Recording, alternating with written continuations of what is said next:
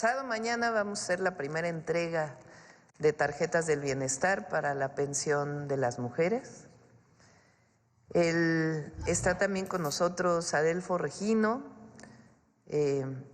director general del Instituto Nacional de Pueblos Indígenas, y él nos va a platicar junto con Ariadna un nuevo esquema del Fondo para la Infraestructura Social, que tiene ahora un apartado muy importante para los pueblos indígenas, para los pueblos originarios, con el objeto de cumplir o ir cumpliendo poco a poco el segundo constitucional y todo lo que se refiere a los derechos plenos de los pueblos originarios y afromexicanos. Y después está con nosotros el doctor Alejandro Schwartz, director general del IMSS Bienestar, la doctora Armida Zúñiga, que es titular de la Comisión Federal para la Protección contra Riesgos Sanitarios, COFEPRIS, y la teniente Juana Peñalosa, que es química analista de precursores en campo de la Secretaría de Marina. Ellos nos van a explicar por qué no es creíble el reportaje del New York Times, con bases científicas. Y vamos a cerrar el día de hoy, jueves 2 de enero, con Noemí, con Mujeres en la Historia. Así que mucha información el día de hoy. Ariadna, por favor.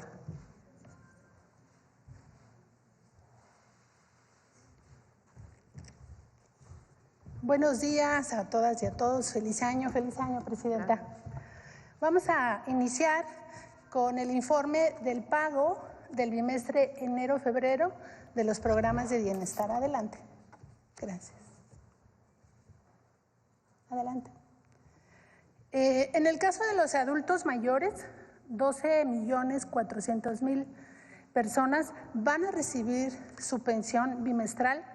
En este año la inversión social para todo el 2025 son 484.000 millones de pesos. Adelante.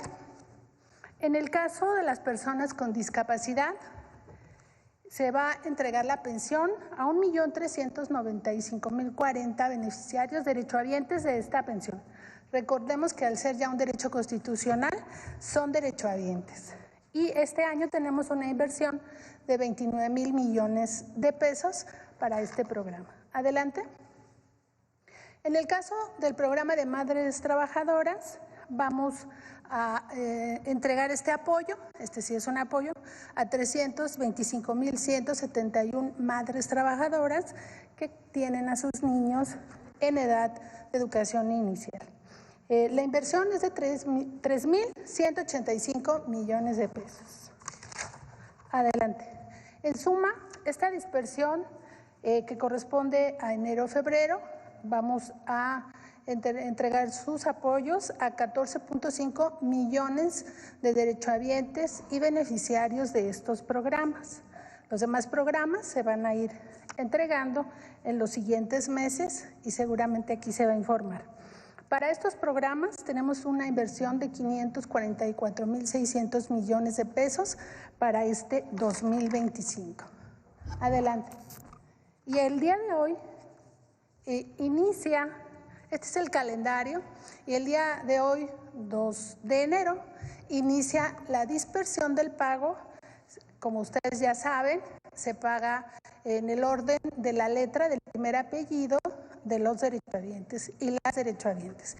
Iniciamos el día de hoy con la letra A, de tal manera que iniciamos hoy mismo esta dispersión y concluye el día 22 de enero. Le damos las gracias a la Secretaría de Hacienda porque hace posible que estos programas lleguen en el tiempo que deben de llegar.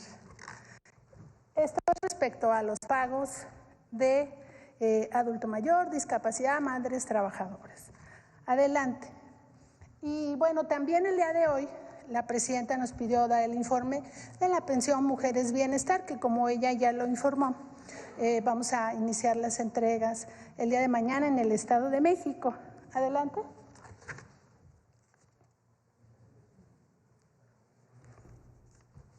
Gracias. Son 964,556 mujeres que van a recibir su apoyo, casi 1,000,000 de mujeres va a recibir ya esta tarjeta para recibir bimestralmente 3,000 pesos, como se ha informado respecto a esta pensión. Y la entrega de tarjetas, quien se registró en octubre la va a recibir en enero y quien se registró en noviembre la va a recibir en el mes de febrero. Y los posteriores bimestres también se va a abrir el registro, porque nos preguntan, yo hoy cumplí los 63 años, ¿en dónde me registro cuándo? Se va a abrir el registro en el mes de febrero, abril, junio, agosto, octubre y diciembre, cuando se registran también los adultos mayores de la pensión universal. Y pues la presidenta nos pidió para arrancar este año que el día de hoy también entregáramos aquí algunas tarjetas. Invitamos a mujeres del Estado de México y la Ciudad de México a participar para que la presidenta arranque la entrega de estas tarjetas. Buenos días. ¿Es cuánto, presidenta? ¿Dónde pueden recoger sus tarjetas todas las mujeres? Gracias. A partir del día de mañana les vamos a enviar un mensaje de texto al número de teléfono que nos dejaron en su registro. Hay que estar atentas a ese mensaje y dirá día, hora y lugar donde deberán recibir esta tarjeta. Si alguien en 8 días no le ha llegado este mensaje, puede llamar a la línea de bienestar, que también les puede auxiliar en donde pueden pasar a recibir su tarjeta. Pero también en la página de la Secretaría de Bienestar se va a colocar el buscador para que a través de su CURP sepan día, hora y lugar de la recepción de la tarjeta. Una vez recibida esta tarjeta, posterior 15 días pasará a realizarse el depósito. Primero tenemos que garantizar que se entregue para manejar los recursos con toda transparencia y honestidad. ¿Tienes la entrega? ¿De una vez? Lee ahí los nombres. ¿Tú? Sí. Sí. Ay, espera. María Antonieta. María Antonieta Beltrán Ayala. Vente. Es que es las nuevas tarjetas.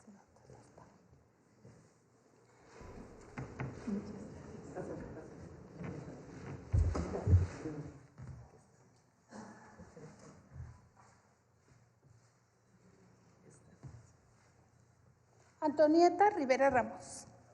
Licenciada, muchas gracias. Felicidades. A ver, presidenta. Venga, quédese aquí para que nos tomemos foto al final. Sí.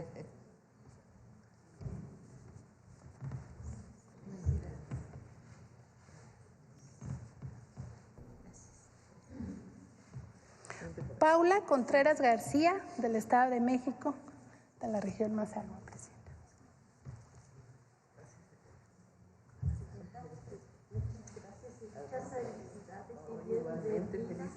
Muchas gracias. Gracias.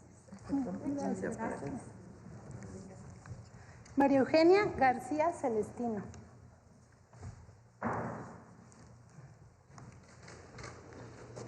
María Eugenia, ¿te ves bien jovencita? Sí.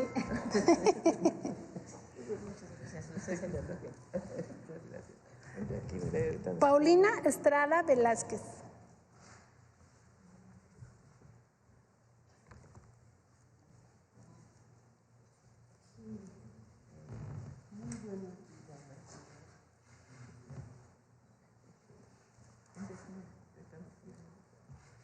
Buenos días. María Félix Belmont Sánchez.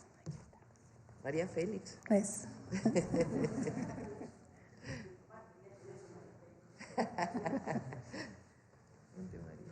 Gracias, doctor. Felicidades, feliz año. Gracias. María Cristina Mejía Juárez.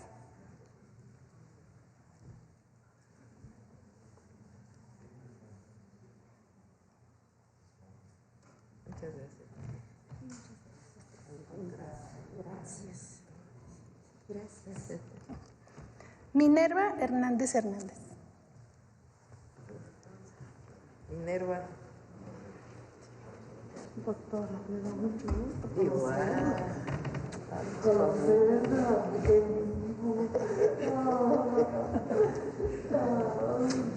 Esté muy bien. Igualmente. Y muchas gracias Al por la contrario. tarjeta. Muchas gracias. Sí. Muchas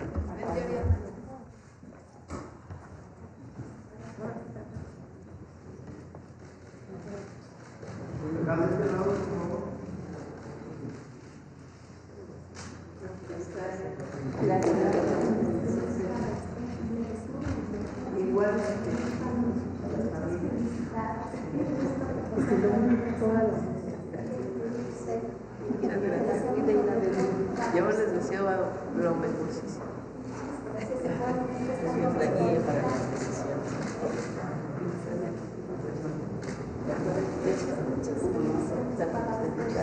por ayudarnos.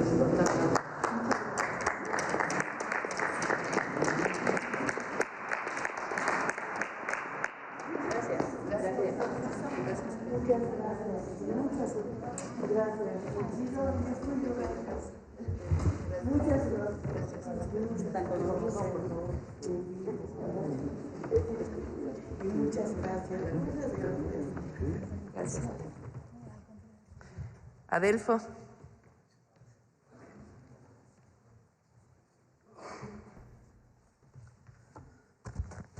Con su permiso, estimada presidenta, muy buenos días, hermanas y hermanos de los medios de comunicación. Feliz año 2025 y también felicidades a nuestras hermanas que acaban de recibir su tarjeta. Muchas felicidades a ustedes.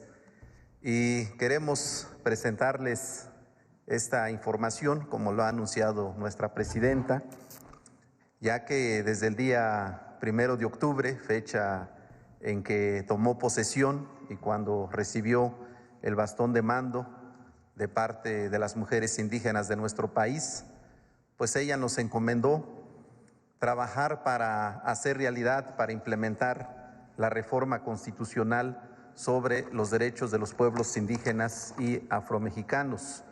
Esta implementación tiene 6 componentes, como ya lo hemos anunciado.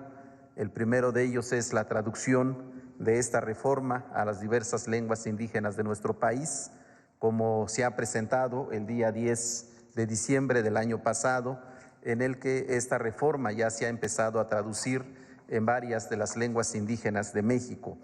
Un segundo componente es la elaboración de la Ley General de Derechos de los Pueblos Indígenas y Afromexicanos, que también ya está en proceso. Se ha creado un comité técnico para que nos ayude a elaborar esta propuesta de iniciativa de ley, y también tenemos previsto en el mes de febrero hacer una consulta nacional.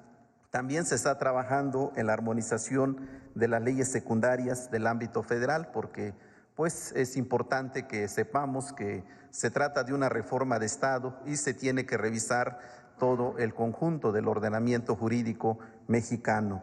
Un cuarto componente es la armonización en las constituciones y leyes de las entidades federativas. Se ha dado un primer paso en el estado de Michoacán y estamos seguros que los demás gobiernos pues harán lo propio en sus marcos constitucionales estatales. También está las reformas al marco institucional y las disposiciones administrativas, tanto en los ámbitos federal, estatal y municipal. En esto, pues nosotros queremos pedir a las entidades y dependencias del Gobierno de México para que vayan revisando su marco institucional, su marco normativo, sus reglas de operación, sus programas y proyectos en la materia. Y finalmente, que es el tema que nos ocupa el día de hoy, es la asignación de presupuesto directo a pueblos y comunidades indígenas y afromexicanas. Como lo ha dicho nuestra presidenta, esto tiene ahora una base constitucional, pues como ustedes saben, ahora se ha reconocido en nuestra Constitución a los pueblos y comunidades indígenas como sujetos de derecho público con personalidad jurídica y patrimonio propio. Y justamente cuando se habla del patrimonio tenemos que tocar el tema de los recursos, y por eso en el apartado B de este artículo 2 de la Constitución mexicana se establece la obligación del Estado de determinar mediante normas y criterios compensatorios, equitativos, justos y proporcionales las asignaciones presupuestales para los pueblos y comunidades indígenas que serán administrados directamente por estos. Y se establece en el apartado B que la Cámara de Diputados del Congreso de la Unión, las legislaturas de las entidades federativas y los ayuntamientos en el ámbito de sus respectivas competencias deberán establecer las partidas específicas en los presupuestos de egresos que aprueben, así como las formas y procedimientos para que los pueblos y comunidades indígenas las administren y ejerzan conforme a las leyes en la materia. Es con base en esta nueva norma constitucional como se ha definido una doble estrategia. Por un lado, la revisión del anexo transversal 10 del presupuesto de egresos de la Federación, que tiene que ver con el desarrollo integral de nuestros pueblos y de nuestras comunidades. Y un segundo componente tiene que ver con la asignación de recursos mediante el Fondo de Aportaciones a la Infraestructura Social. Estos son los dos componentes que pues hoy estamos presentando ante ustedes. En el caso del anexo transversal 10, con el apoyo y con el trabajo de la Secretaría de Hacienda y Crédito Público, se ha hecho una revisión al marco metodológico de este anexo transversal que tiene como destinatario al desarrollo integral de nuestros pueblos y comunidades indígenas y afromexicanas, y hemos pasado de 48 programas que se tenía en el año 2024 a 55 programas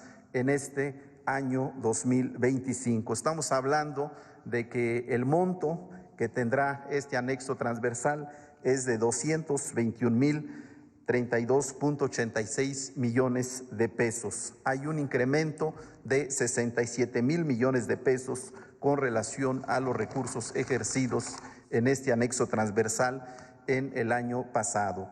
Y estamos hablando de que se incrementan 12 programas presupuestarios. Esto es muy importante.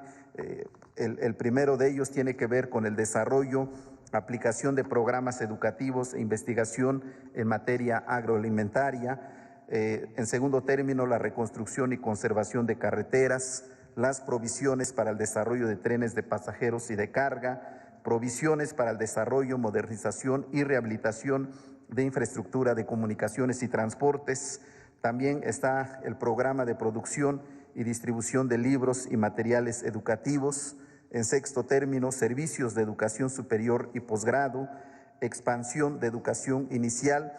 Algo muy importante que tenemos que destacar es la incorporación del programa de vivienda social y, de manera especial, este nuevo programa de pensión de mujeres bienestar. También está el programa de apoyos a la cultura, actividades de apoyo administrativo y actividades de apoyo a la función pública y buen gobierno. Son los nuevos programas que ahora tiene este anexo transversal 10 y que estamos seguros pues vendrá a contribuir al desarrollo de nuestros pueblos y de nuestras comunidades.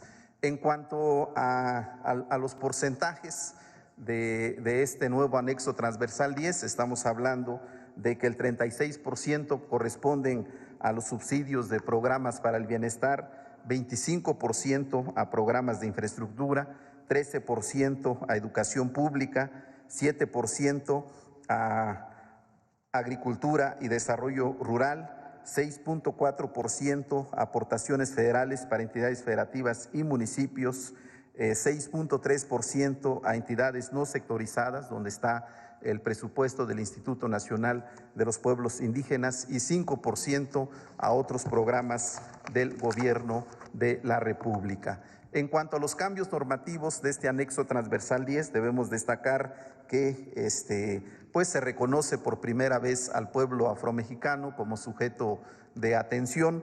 También en las disposiciones para la operación de los programas se considera la participación efectiva y directa de los pueblos indígenas y afromexicanos. También se establece que en la ejecución de los programas se incluye el reconocimiento de los pueblos y comunidades indígenas y afromexicanas como sujetos de derecho público, como lo enuncia la nueva norma constitucional. También que en la celebración de los convenios se va a dar preferencia que los recursos se transfieran de manera directa a nuestros pueblos, a nuestras comunidades, para que sean administrados y ejercidos por ellos. Y también particularmente en los recursos relacionados con la infraestructura, se dará una preferencia a las obras priorizadas en los planes de justicia y desarrollo regional y otros procesos de planeación regional. Esta es pues la importancia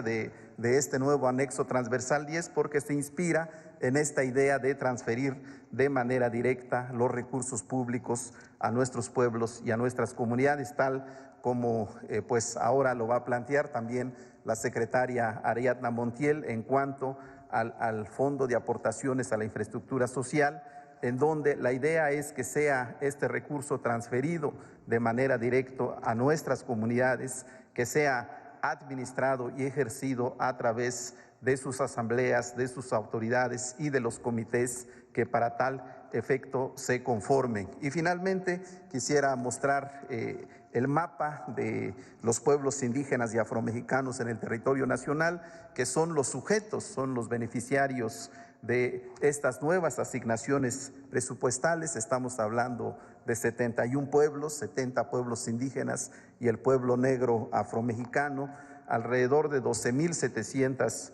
comunidades indígenas, 2.200 comunidades indígenas, 373 comunidades afromexicanas, fundamentalmente distribuidos en 28 entidades federativas. Y el mapa de las regiones indígenas, Presidenta, estamos hablando de 132 regiones indígenas distribuidos en todo el territorio nacional. Bueno, pues esa es la nueva geografía que estamos presentando ahora ante ustedes a raíz del Catálogo Nacional de Pueblos y Comunidades Indígenas que se ha construido en este gobierno. Muchas gracias.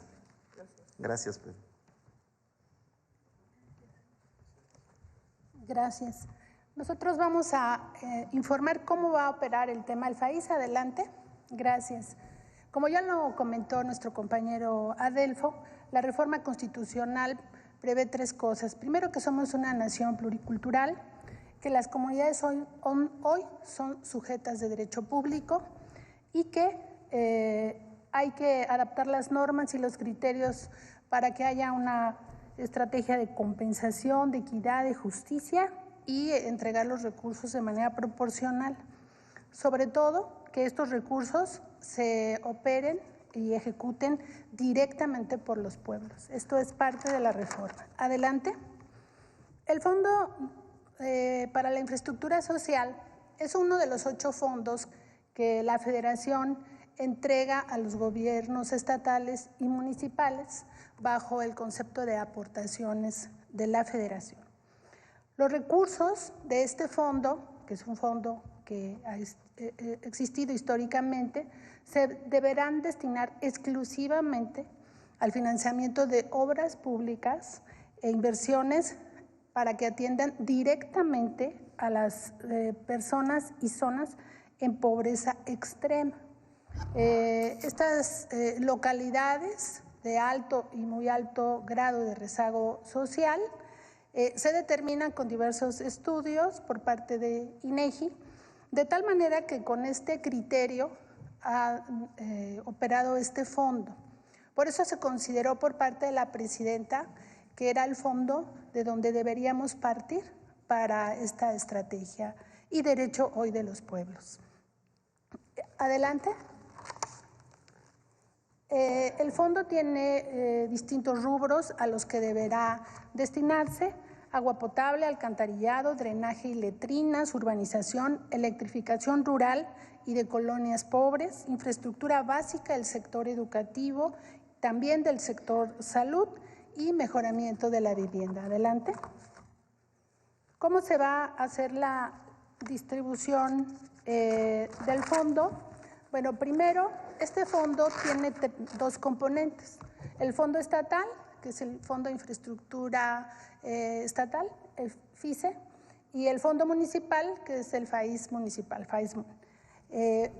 Este año, el monto que se va a destinar a los estados es de 13.500 millones de pesos. A los municipios se les entregarán 97.869 millones de pesos y se crea el componente indígena por primera vez, 12.374 millones de pesos. Es decir, el 10% de los 123.743 millones de pesos que este año tiene asignado el fondo. Esto ya quedó aprobado en el presupuesto de la Federación. Este 10% para las comunidades indígenas. Adelante. ¿Cuáles son las comunidades que se van a atender en este 2025? Son 11.337 comunidades donde nuestros hermanos indígenas viven y mantienen nuestra cultura, sus costumbres y tienen por usos y costumbres una forma de gobierno determinada. Tocará a más de 32.000 localidades de todo el país, en el caso de los pueblos indígenas.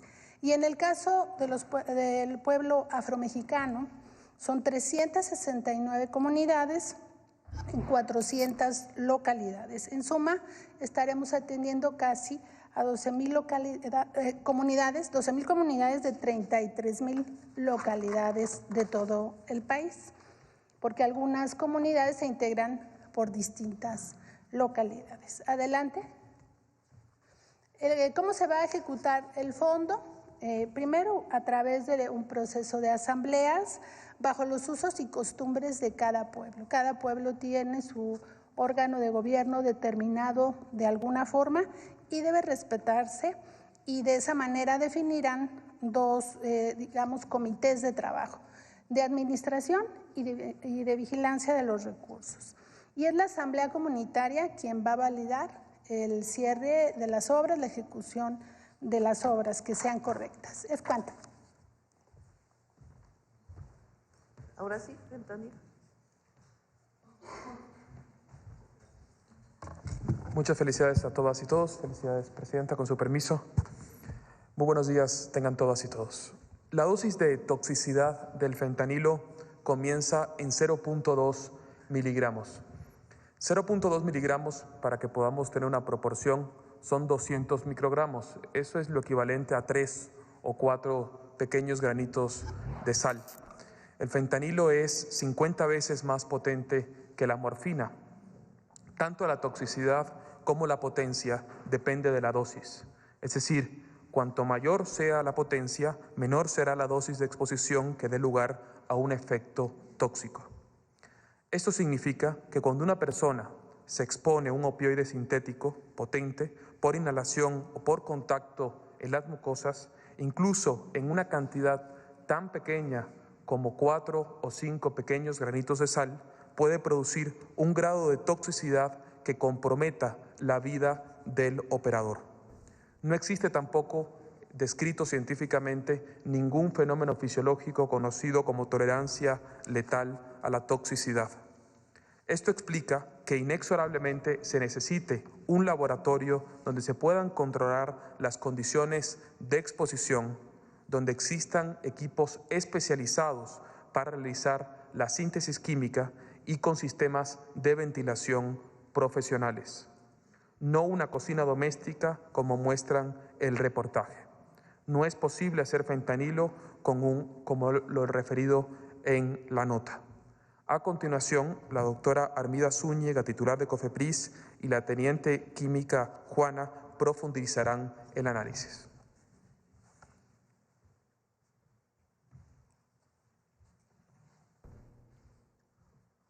Con su permiso, Presidenta, buenos días a todos y a todas, feliz año. Efectivamente, en consonancia a lo que ya comentó el doctor Esbarch, en México contamos con una regulación sanitaria sobre el fentanilo y diversos opioides.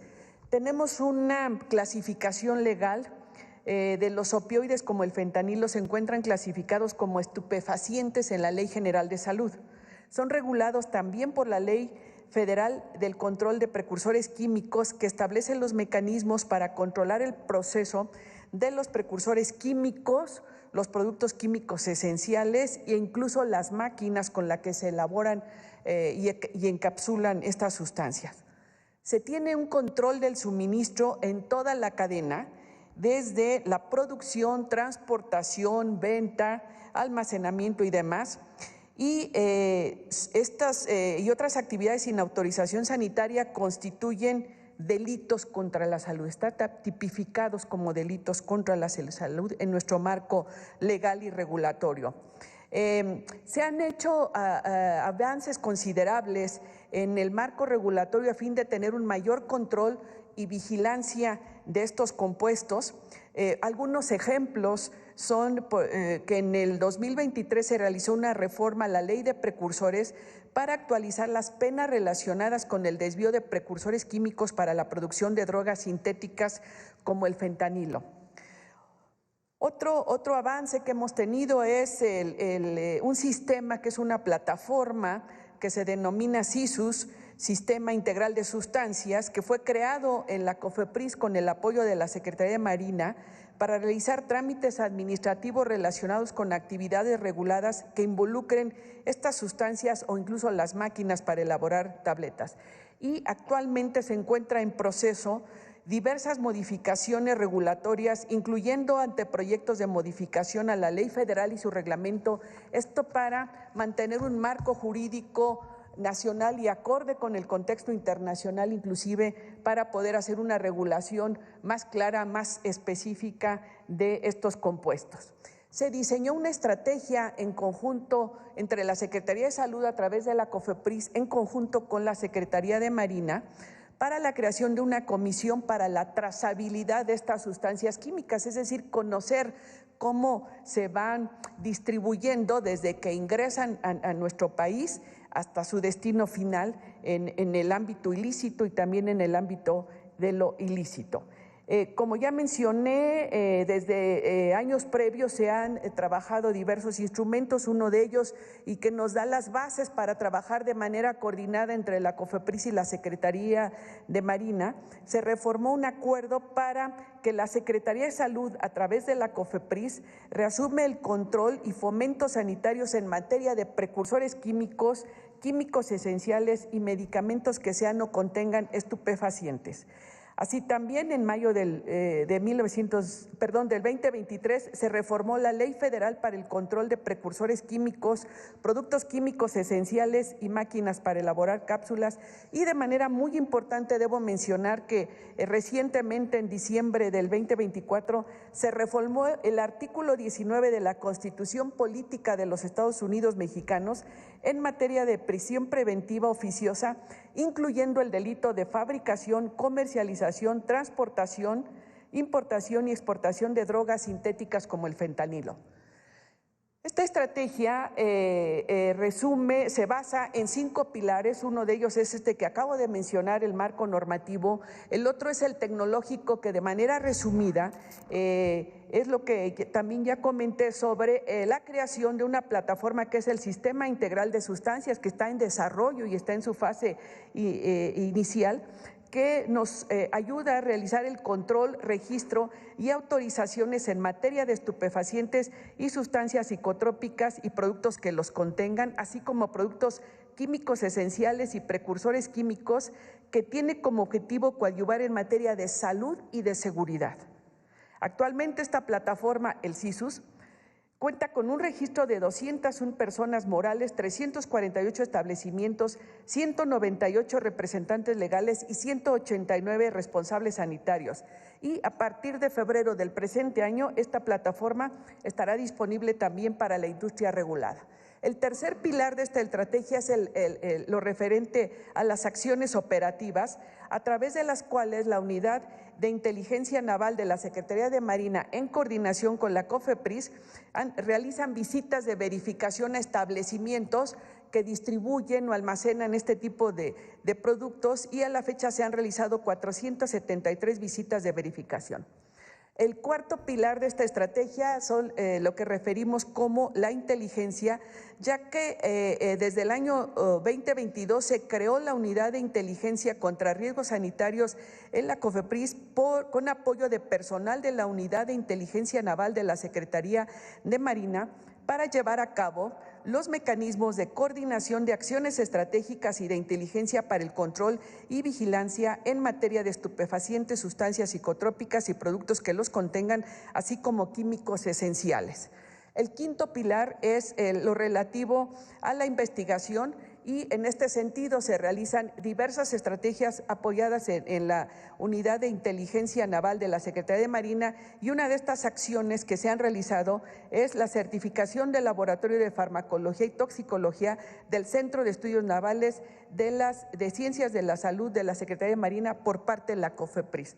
Esto es lo que realizamos en el ámbito nacional en este gobierno del segundo piso de la Cuarta Transformación, con diferentes dependencias en diferentes frentes, trabajando todos los días en el combate al uso de este tipo de sustancias y también en coordinación con diferentes agencias internacionales que se trabajan sobre el tema.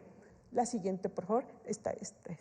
De estas 473 visitas de verificación que se han realizado del año 2021 al 2024, como ustedes podrán ver en esta lámina, la mayoría de estas acciones se han realizado durante los ejercicios 2023 y 2024, dando como resultado la suspensión parcial de 173 establecimientos y la suspensión total de 50 establecimientos. Quiere decir que entramos de manera conjunta, la COFEPRIS con apoyo de la Secretaría de Marina, para realizar la suspensión de establecimientos cuando se detecta alguna irregularidad o alguna acción que contraviene el marco jurídico y legal que ya he hecho referencia previamente. Se han clausurado de manera definitiva 2 establecimientos y se han multado a 41 de ellos. El monto de estos aseguramientos y sanciones a estos establecimientos es de más de 1.600 millones de pesos. Así también nos coordinamos con otras dependencias para realizar la detención de algunas personas. Siguiente, por favor. De manera regular en la COFEPRIS se hacen acciones para prevenir el desvío de estas sustancias químicas, y en la COFEPRIS se realizan las acciones de autorizaciones y monitoreo del el ingreso de estas sustancias, y entre ellas el fentanilo, a través de prevenciones anuales, balances que se reportan a la ONU, informes anuales, previsiones de compra-venta de estupefacientes, así también el control de recetas médicas a través de recetarios especiales con códigos de barras y registros y libros de control, las acciones de verificación y control como las que ya hice referencia, y de manera muy importante también para estar armonizados en el marco internacional, toda esta colaboración internacional en la cual participamos diferentes dependencias de la Administración Pública Federal. La siguiente, por favor. Como ya lo comentó el doctor Alejandro Sbarch, existen peligros a la salud, riesgos a la salud derivados de la exposición al fentanilo. La toxicidad, que depende de la exposición y de la vía de exposición, y la potencia, que depende de la concentración de esta sustancia, son cruciales para comprender las elevadas tasas de sobredosis y mortalidad vinculadas a la elaboración o uso ilícito de opioides sintéticos como el fentanilo. La elevada potencia de muchos de estos opioides significa que incluso pequeños errores durante la elaboración, en el pesaje, la dosificación, la dilución o la fabricación pueden aumentar el riesgo de sobredosis. La exposición puede ser por inhalación o por contacto a través de las mucosas o de la piel. Y efectivamente no se tiene evidencia de la tolerancia de esta sustancia. Y bueno, este grupo de sustancias, y en particular el fentanilo, afectan diferentes órganos del cuerpo humano porque son sustancias tóxicas a elevadas concentraciones, y sobre todo cuando no se tiene un adecuado control en su uso y manejo. Es cuanto en tanto al marco normativo que tenemos para este tipo de sustancias.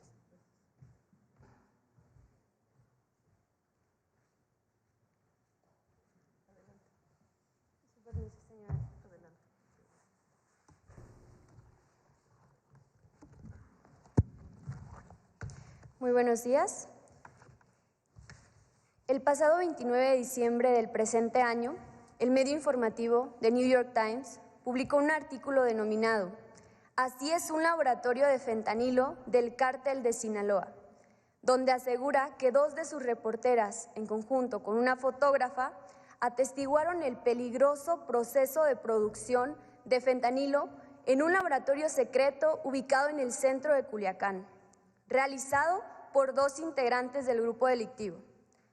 Anexo a la nota se encuentran 2 videos cortos sin audio y 4 fotografías relacionadas con el supuesto proceso de síntesis de fentanilo.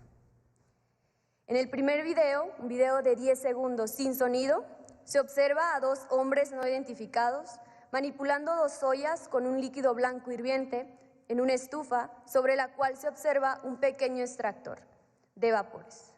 Citando la nota, se menciona: ellos mencionaron que se encontraban en el primer paso del proceso, activando el principal ingrediente químico que se usa para hacer fentanilo. Esto sin especificar el nombre de los precursores químicos utilizados. Como medida de protección personal, observamos que únicamente portan una bandana de tela que deja al descubierto los ojos, así como un cubrebocas azul de tela de 3 pliegues.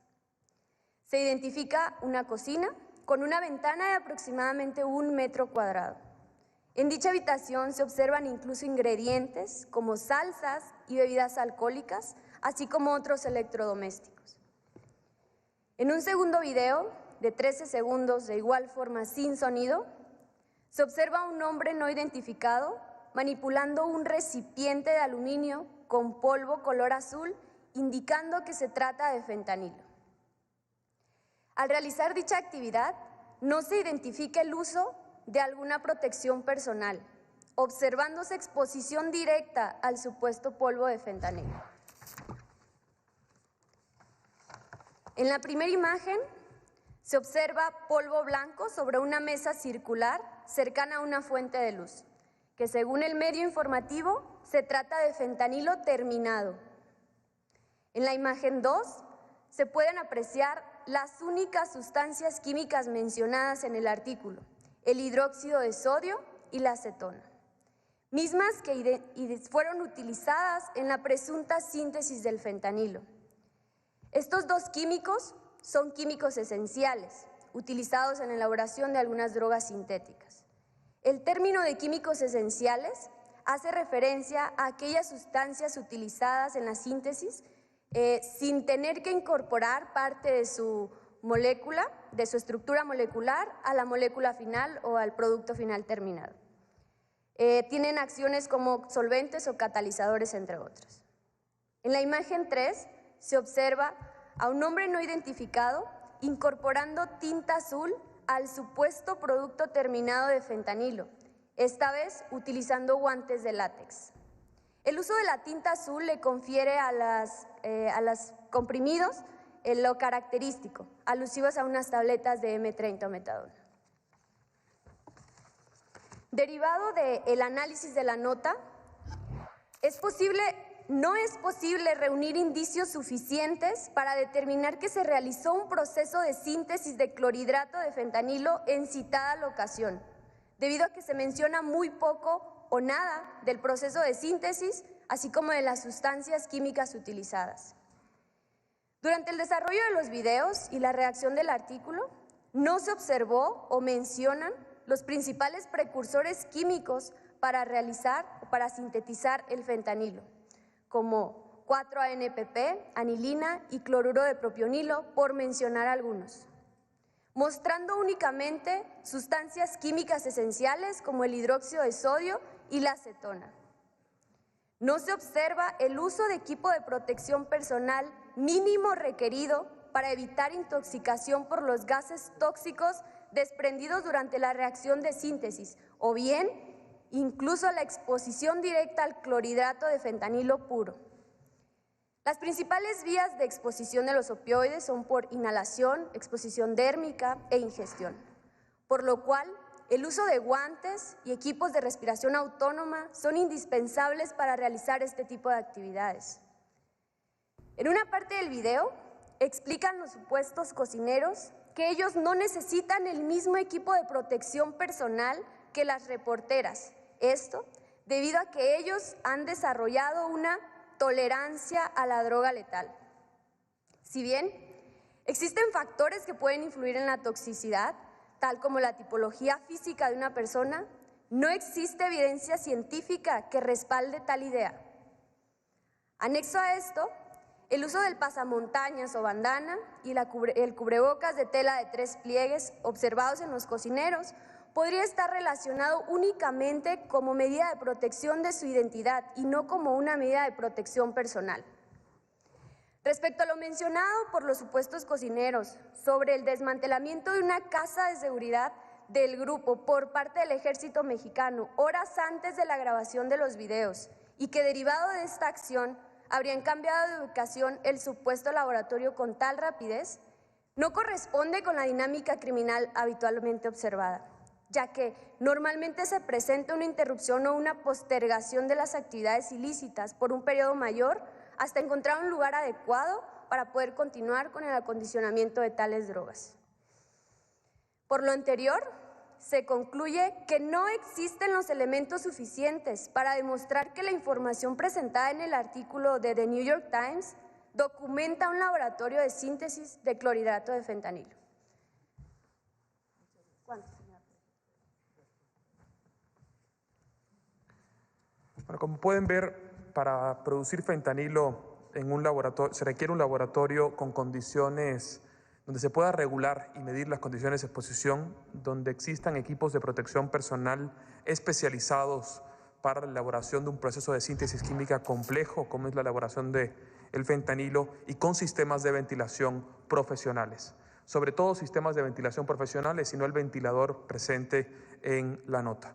Muy sencillamente, si hubiera sido fentanilo lo que estuvieran produciendo, el operador, la persona que estaba haciéndolo, hubiera durado 30 segundos y hubiera caído fulminado producto de los vapores que presenta la síntesis del fentanilo. Ahora, la pregunta que nos tenemos que hacer es ¿de dónde surge todo esto? En 2009, un químico hindú, Prader Kumar Gupta, patentó y publicó un método en el cual se puede producir un precursor químico esencial para la producción de fentanilo denominado 4-ANPP.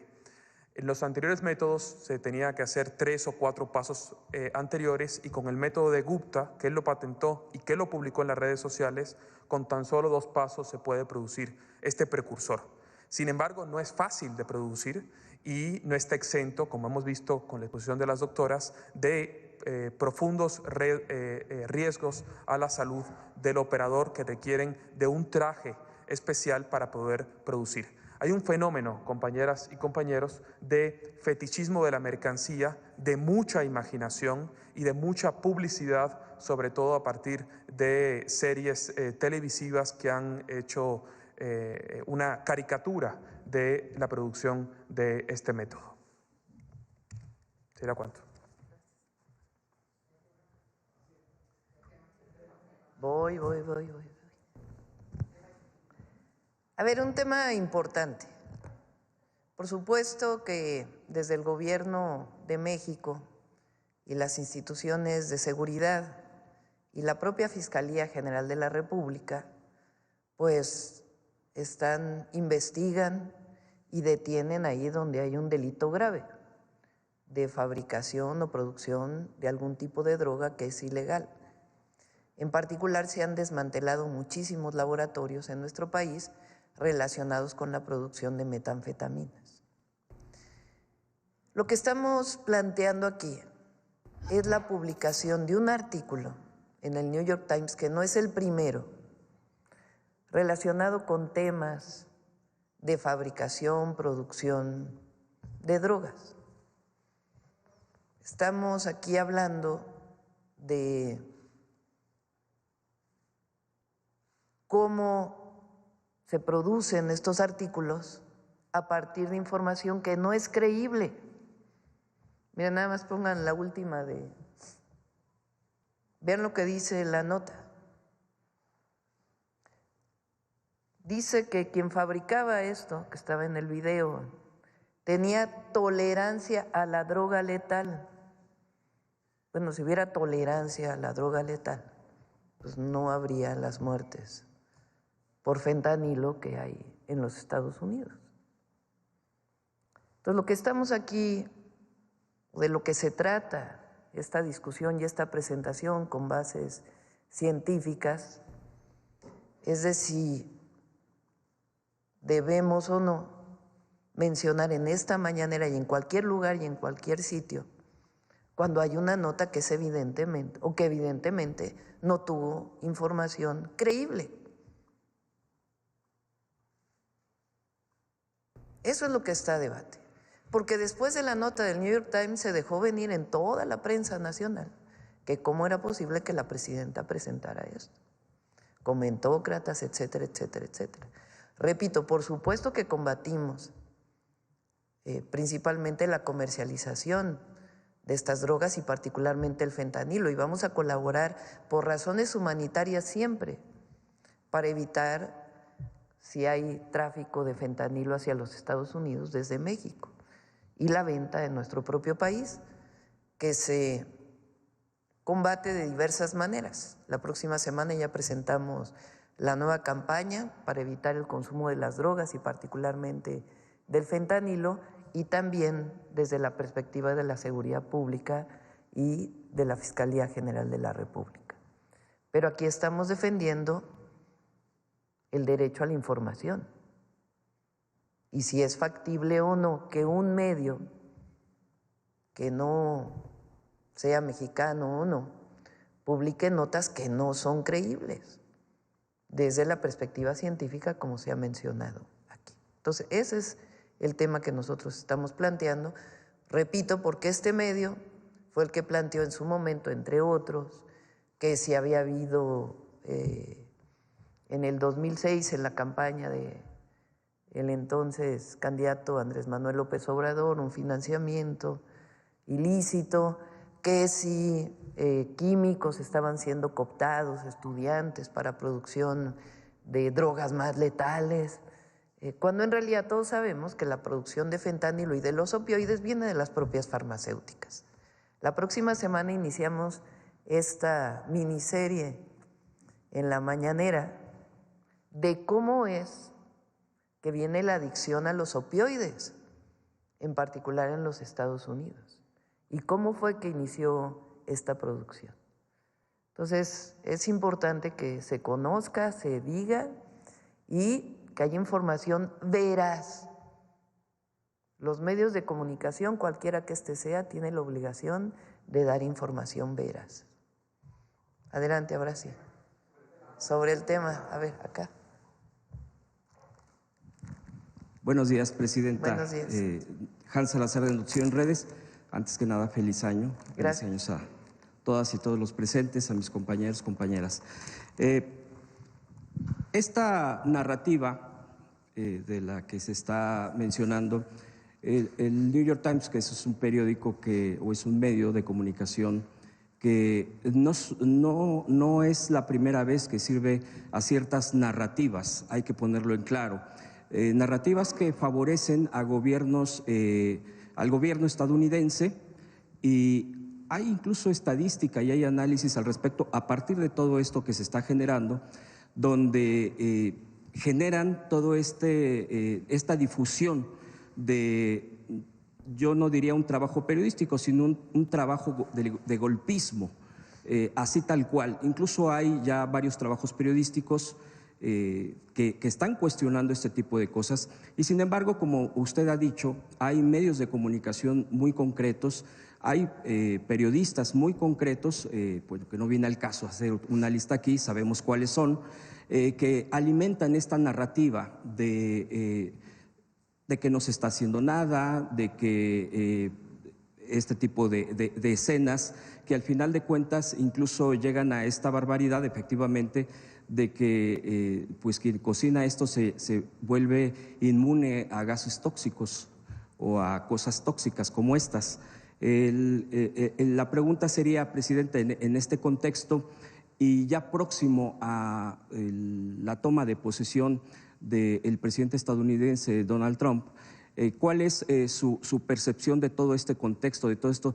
Porque alimenta también, en consecuencia, y eso se ha visto mucho en las redes por parte de esto, y por parte de granjas de bots, y por parte de todo esto que se alimenta en las redes también para crear esta sensación de que ahora sí viene incluso una invasión, ahora sí viene, y qué bueno que va a haber esto, y que con la declaración de que haría eventualmente, porque lo anunció así Donald Trump, el tema de etiquetar terroristas a los cárteles, etcétera, pudiera llegar a haber incluso un bombardeo, así lo han dicho, un asunto de entrar grupos de élite.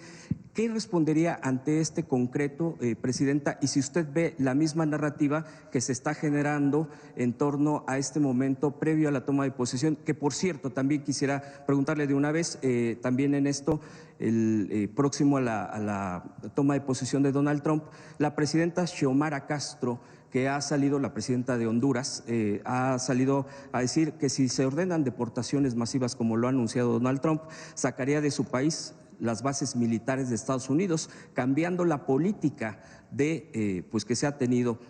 También es presidenta. Quisiera preguntarle su opinión al respecto. Gracias.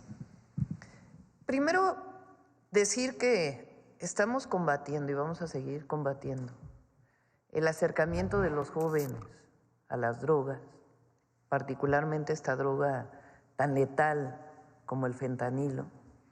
Segundo, decir que estamos trabajando recientemente, se incautaron casi 500,000 pastillas de fentanilo en Sinaloa, pero nosotros defendemos el derecho a la información. Y lo que no puede haber, y hay que denunciarlo, o sí puede haber porque está habiendo, pero tenemos que denunciar cuando hay una visión ahora de que resulta que el fentanilo se cocina en casas en el centro de Culiacán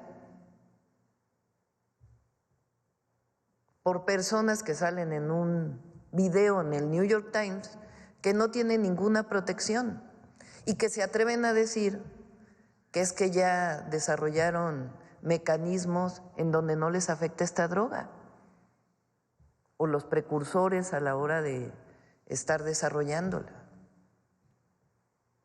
Entonces, lo que estamos defendiendo es el derecho a la información, la veracidad, y denunciando ahí donde no hay información correcta. Segundo, nosotros vamos a colaborar con Estados Unidos, como se está colaborando ahora, por razones humanitarias. Son más de 100,000 o cerca de 100,000 jóvenes o personas que fallecen por sobredosis de fentanilo en los Estados Unidos, cosa que no ocurre en México. Entonces vamos a colaborar para ayudar en todo lo que esté en nuestras manos para esta crisis sanitaria que están teniendo en los Estados Unidos. Y nuestra visión es que no solamente es la detención de quienes se dedican a esto, sino que hay que tomarlo también como un asunto de salud pública. Ahora, en México no aceptamos injerencismo y colaboramos, pero no nos subordinamos. Y así va a ser. Entonces se colabora, se trabaja en información conjunta, pero en México nos hacemos cargo las y los mexicanos.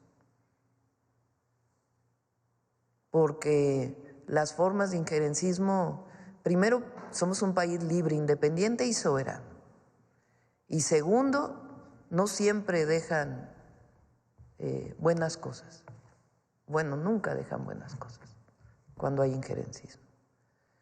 Entonces vamos a colaborar, vamos a participar. Se requiere compartir información y que en México se trabaje con las agencias, con la Fiscalía en México y en Estados Unidos con sus instituciones. A ver, ¿ustedes creen que en Estados Unidos no se fabrica fentanilo? Bueno, es una pregunta. ¿Dónde están los cárteles de la droga en Estados Unidos que distribuyen el fentanilo en las ciudades de Estados Unidos. ¿Dónde va el dinero de la venta de ese fentanilo? En Estados Unidos. Entonces, nosotros nos encargamos de lo que ocurre en México y colaboramos, pero ni nos subordinamos ni aceptamos injerencismo. Esa es nuestra visión y así va a ser. Ahora, con la presidenta de Honduras, hablamos hace unos días, ¿qué día es hoy? Ya hemos de haber hablado el lunes, yo creo, con ella, porque planteamos que es importante darle continuidad a aquella conferencia que hubo en Palenque relacionada con la migración, con diversos países. Entonces planteamos la idea de que en enero se pudieran reunir los cancilleres de diferentes países para hablar del tema de migración y de cómo cooperamos entre los países de América Latina y el Caribe para atender la migración desde la perspectiva de las causas. Que también la oposición, los adversarios dicen que cómo es posible que México ayude a Centroamérica o a otros países. Siempre va a ser nuestra visión, que en la medida de lo posible también apoyamos a quien lo requiere. Que esa es la política exterior de México y la vamos a defender y además es parte del humanismo que nosotros defendemos. Entonces estamos trabajando en ello y ya lo informaremos en su momento.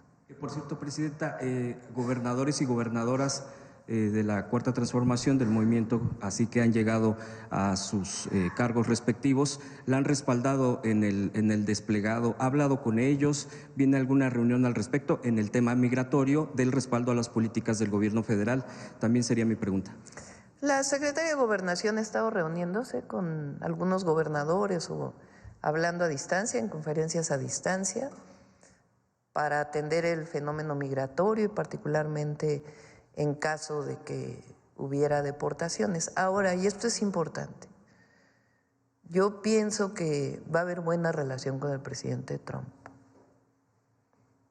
y vamos a hacer lo que esté en nuestras manos para tener esa buena relación en todos los temas. El presidente López Obrador tuvo una buena relación con el presidente Trump y no vemos por qué nosotros no podamos tener una relación buena de cooperación. Ahora, siempre vamos a defender a nuestros hermanos y hermanas que están en los Estados Unidos. Aún no hay fecha de encuentro, ¿verdad? No. Hay que esperar a que él entre al gobierno y a partir de ahí pues ya se plantearán pues las distintas reuniones de los equipos y también en su momento, si es necesario, pues una reunión bilateral.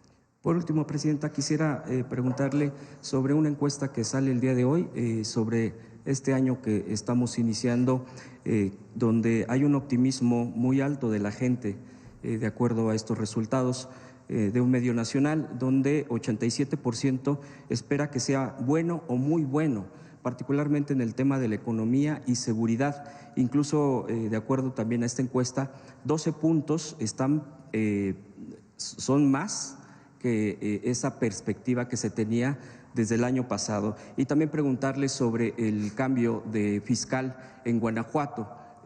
Carlos Amarripa, el fiscal que duró casi 16 años en Guanajuato y que deja una estela tremendamente de un crimen desbordado en Guanajuato y que pues aquí múltiples veces se cuestionó. De acuerdo a estos números que estábamos revisando, más de 25,000 muertes durante más bien su responsabilidad. ¿Qué espera porque eso se tendrá que, obvio, resolver quién llegará? Ahorita hay alguien de encargada, pero llegará alguien, un fiscal nuevo a Guanajuato. Aquí, por el propio tema, con la gobernadora, ¿ha platicado al respecto? ¿Qué espera sobre esto? Claro, respetando, entiendo, la autonomía del Estado, pero entendiendo también la coordinación federal, en particular con la seguridad. Le agradezco mucho me haya dado la palabra, Presidenta. Guanajuato sigue siendo el estado con mayor número de homicidios en el país. De hecho, tuvo un pequeño incremento de octubre a diciembre.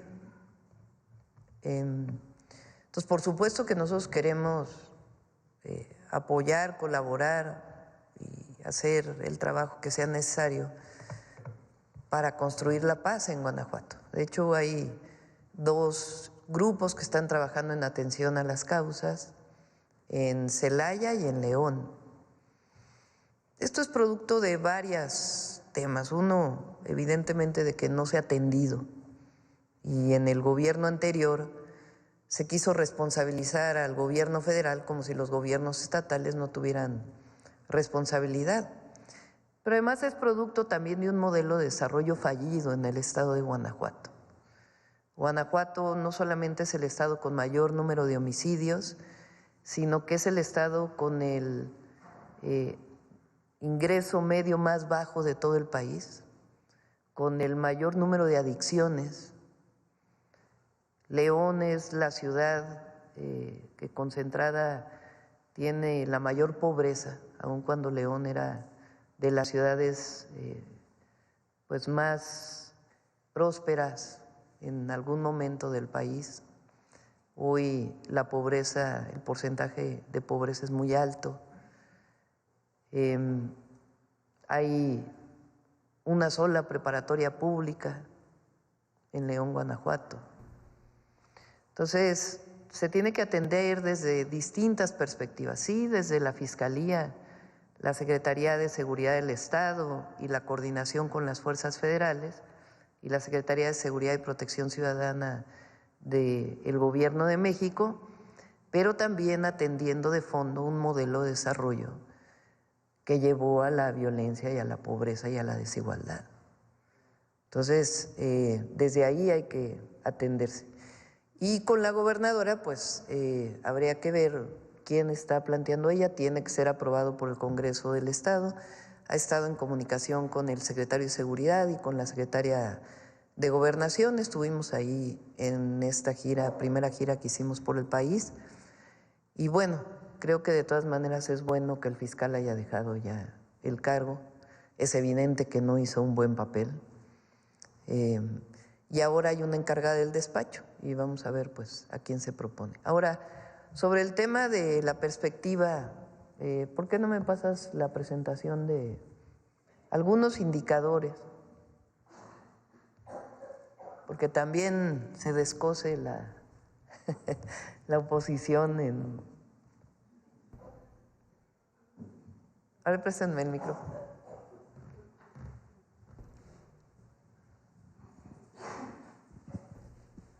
A ver si... Algunos indicadores de cómo cerramos el año. A ver.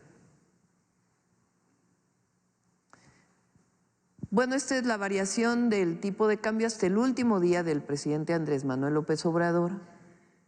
Adelante. Y este es el dólar hoy, que sí tuvo una depreciación. Entre otras cosas es por la incertidumbre en Estados Unidos y las variaciones particularmente de las tasas de la Fed, y esperamos que una vez que entre el presidente Trump, pues entremos en un periodo de estabilización. Adelante. Pero miren, variación del tipo de cambio respecto al dólar estadounidense por divisa. Vean la devaluación, por decirlo así, de otras monedas, para que no digan que es un asunto de México, sino que es un asunto internacional lo que se está viviendo. Adelante. Sí, México está entre las monedas que menos depreciación tuvo. El empleo formal en México, en diciembre, todos los diciembres hay una disminución del empleo, pero hasta noviembre estábamos en el nivel más alto. En enero esto es evidente que se va a recuperar, normalmente es así, vean ustedes como todos los diciembres hay una caída que no, tenemos que trabajar en esto porque muchas veces el contrato de las personas llega hasta diciembre por distintas razones en donde el empleador no quiere destinar los recursos necesarios para aguinaldos, etcétera, etcétera, y hay que trabajar en ello. pero estamos en los niveles más altos en noviembre de empleo. Adelante. El salario medio más alto, 17,867, cerramos. Adelante. Este es el salario mínimo. Este es el incremento, ya contando el incremento del 2025, 135% de aumento en el poder adquisitivo respecto al 2018. Adelante. Vean dónde estaba México en salario mínimo en el 2018. Estábamos en el nivel más bajo de América Latina y el Caribe. Adelante. Hoy estamos esperando algunos datos de los países que están por encima de México. Brasil es hoy el país con menor salario mínimo, después Argentina, Perú, Colombia, Paraguay, Bolivia, El Salvador, Guatemala, y después arriba de nosotros Ecuador, Uruguay, Chile, Honduras, Panamá y Costa Rica. Pero México pasó del último lugar por encima del nivel medio y vamos a seguir aumentando el salario mínimo, como saben, hasta poder alcanzar 2.5 canastas básicas. Adelante. Tasa de desempleo. México está en 2.5, equivalente a Japón, y solamente Corea del Sur, en términos de los países de la OECD, tiene una menor tasa de desempleo. Pero vean, el desempleo particularmente en España 11.21%, Estados Unidos 4.2%. Adelante. El precio de la mezcla mexicana de exportación. Adelante.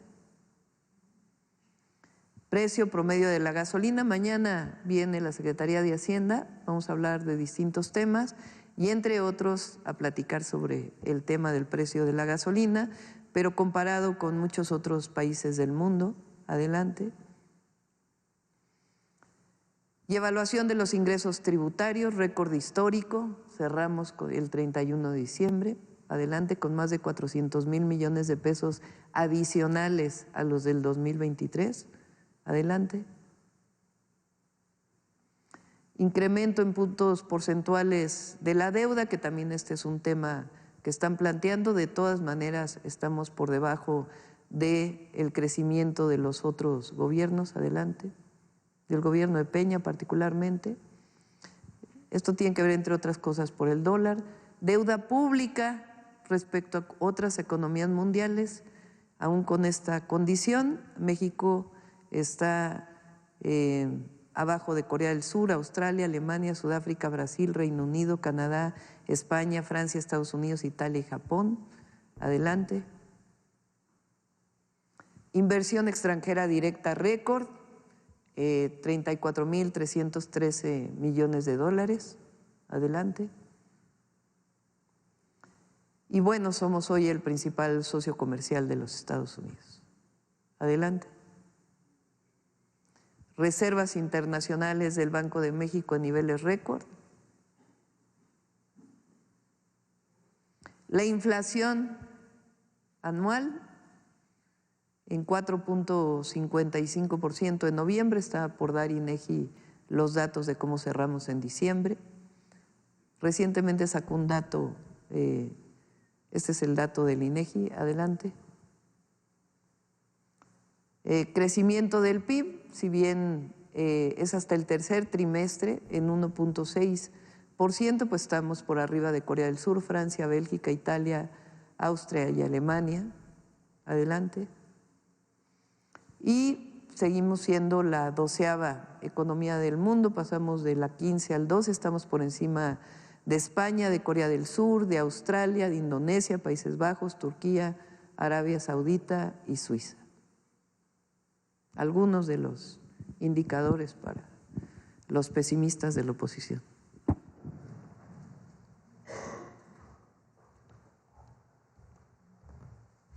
Adelante. Acá. Gracias, presidenta. Buenos días. Shaila Rosagel, corresponsal de Grupo Gili, El Imparcial de Sonora, La Crónica de Mexicali y Frontera de Tijuana. Presidenta, en un primer punto, preguntarle si nos podría dar algún avance de cómo se están preparando los estados de la frontera norte como Sonora y Baja California ante una deportación masiva de migrantes de parte de Estados Unidos a una eventual o lo que pudiera ocurrir. ¿Qué es lo que han planeado entre la Federación y los estados norteños? No sé si le haya comentado algo la Secretaría de Gobernación de cómo se están organizando con los estados de Baja California y de Sonora. Estamos trabajando conjuntamente. Tenemos un plan ya muy elaborado, tanto de apoyo, defensa a nuestros compatriotas connacionales en Estados Unidos. Vamos a seguir insistiendo en la importancia del trabajo de las y los mexicanos en Estados Unidos. Y en caso de que llegara a haber una deportación, tenemos ya un plan que estamos trabajando con los distintos estados de la frontera, que en su momento también presentaremos. ¿Cuándo sería presentado este plan? ¿No tiene algún avance, presidente? Sí, lo tenemos ya listo. Vamos a esperar también a ver cómo se dan las condiciones en Estados Unidos y a partir de ahí lo definimos y lo presentamos, pero está todo preparado y en coordinación con los estados fronterizos. Gracias, Y no presidenta. solo los estados fronterizos, porque también es con diversas entidades de la República, por si un connacional llega a México por la frontera, pues muy probablemente querrá ir a su lugar de origen y también estamos trabajando con todas las entidades. ¿Se están habilitando albergues o algo, por ejemplo, en Sonora, Baja California? Ya lo vamos a presentar. Gracias, presidenta. En una segunda pregunta, hace unos días, creo que fue el 30 de diciembre, trabajadores del viaducto elevado del aeropuerto a Playas de Tijuana protestaron. Ellos están argumentando que hay una falta de pago de aguinaldo, así como trabajar sin prestaciones de ley. ¿Qué sabe al respecto, presidenta? Si le comentaron algo de esto y bueno, que nos adelante un poco cómo va esta obra. Sería todo. ¿La obra de, perdón? El viaducto elevado en Playas de Tijuana. Se va a terminar el próximo año, ya están los recursos disponibles, no hay problema. Habría que averiguar exactamente qué pasó, si no hubo estos pagos, pero tiene que haberlos. Se le va a pagar a todos los trabajadores y hay los recursos disponibles para poder terminar. Hubo un retraso, más que un retraso, afrontaron algunos problemas relacionados con uno de los túneles que se está construyendo, porque no todo es viaducto, hay una parte, o es viaducto, pero pasa, digamos, por un túnel que fue necesario hacer, y ahí pues tiene sus condiciones de seguridad para desarrollar la obra, y ahí es donde hubo pues algunas condiciones que no estaban planeadas en un origen. Pero hay recursos y se va a terminar tanto la planta de tratamiento como el viaducto elevado y todas las obras en Baja California.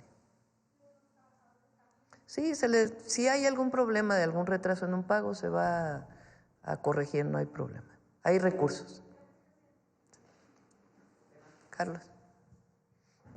Buenos días a todas y todos, presidenta. Este 1 de enero, según el reporte de seguridad, en 12 estados del país se reportaron 0 homicidios. En ese contexto, en el Heraldo de México se publica una encuesta de QM Studios donde señala que el 44% de los encuestados confía en que mejore la seguridad, el 24% considera que va a empeorar y otro 24% considera que se va a quedar igual. ¿Qué le depara a México en materia de seguridad en este 2025, presidenta? Vamos a ir mejorando, vamos a mejorar en todas las entidades de la República. Confiamos en nuestra estrategia.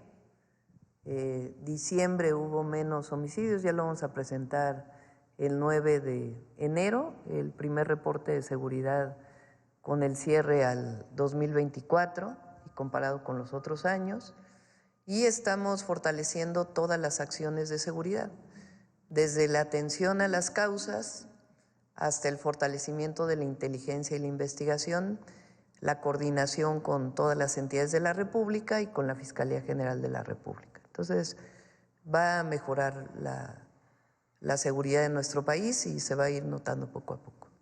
Gracias. En estos indicadores que mostraba hace unos momentos, ¿A qué le podemos atribuir que se den estos resultados, Presidenta?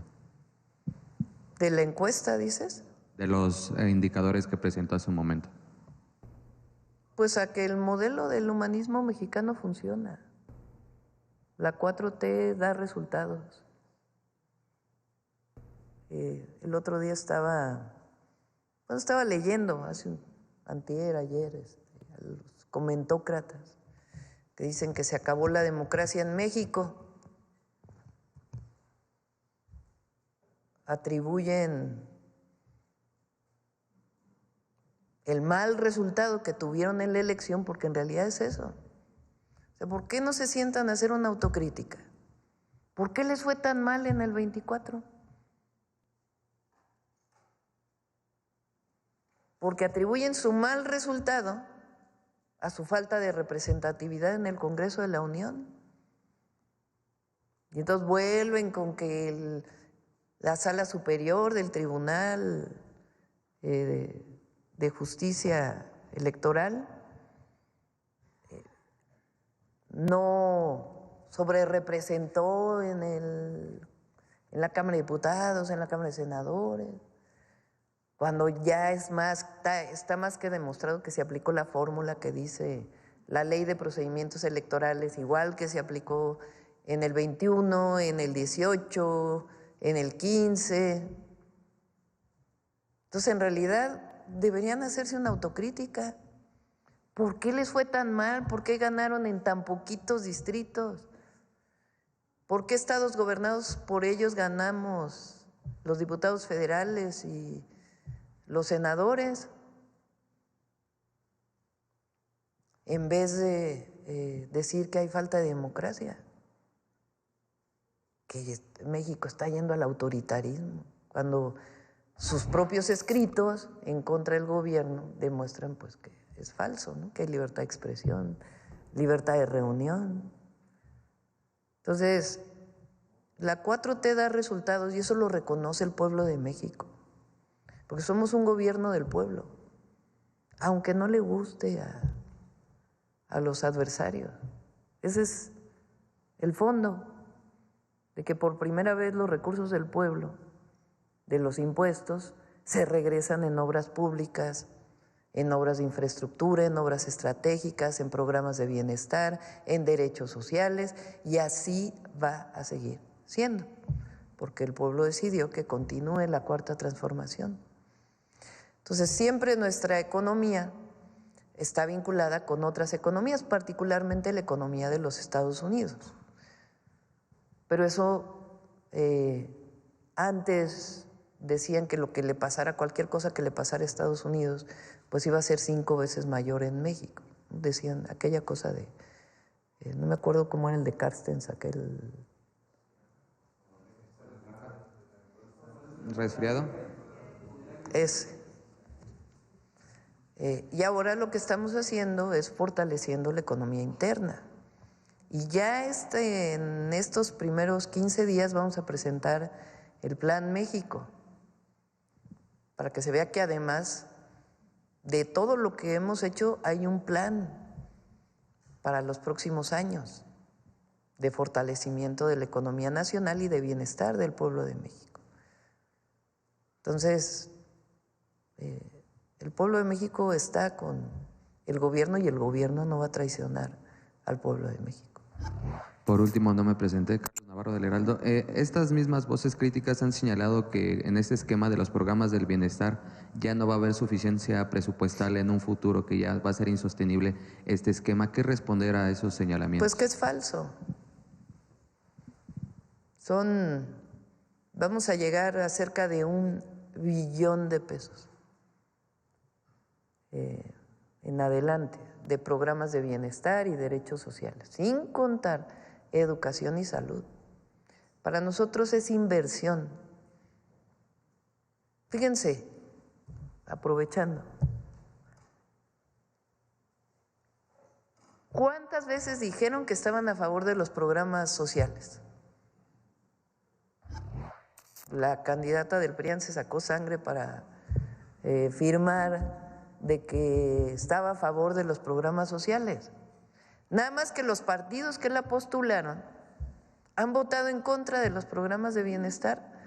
Recién la reforma constitucional que hace derechos los programas del bienestar, primero dijeron que le iban a votar a favor, luego la votaron en contra, o sea, votaron en contra. Entonces, y luego dicen por qué que hay autoritarismo, porque no votaron por ellos. Entonces, hay recursos, hay un manejo del presupuesto honesto, que es lo más importante. ¿De dónde sale ese recurso? Pues de erradicar la corrupción y los privilegios. Es la fórmula de la austeridad republicana, de la economía moral, del humanismo mexicano, del juarismo. Entonces, esa es la manera en que seguimos administrando los recursos del pueblo. Y va a haber recursos. Y fíjense, además, este año disminuimos el déficit respecto al año anterior. Y va a haber recursos para los derechos y va a haber recursos para obras públicas. En abril, este periodo es todavía de realización de estudios, el primer trimestre, pero en abril inicia la construcción de todos los trenes. Y hay recursos para carreteras y hay recursos para obras de agua. Pues es solamente administrar adecuadamente los recursos del pueblo. Gracias, feliz año para todas y todos. Gracias.